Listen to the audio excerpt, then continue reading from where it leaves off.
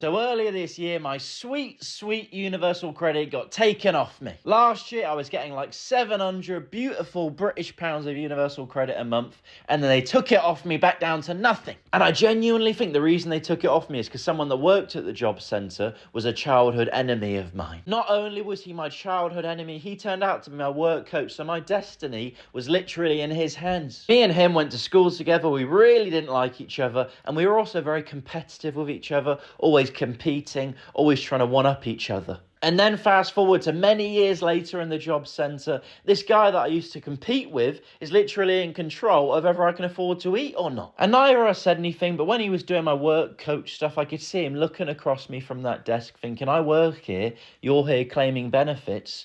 I've won. I looked straight back at him with my lazy eye and I thought, mate, we're both in the job centre. There's no winners here. Not a single person within a 200-mile radius of this building is a winner. We are all completely fucked. And then at the end of the session, he told me that I was going to get £778 of sweet universal credit that month. And I remember thinking to myself, £778, that's pretty good, that. And then looked at him and I was like, what are you getting? Because I'm getting £778 to do literally nothing, whereas he's there working 10 hours a day on £12.50 an hour like an idiot. He's probably getting like £1,200–1,300 a month for 40 hours a week. I'm getting nearly £800 to apply for jobs in between wanks. So if I took anything from this whole situation, it's that I'm on universal credit and I've somehow won.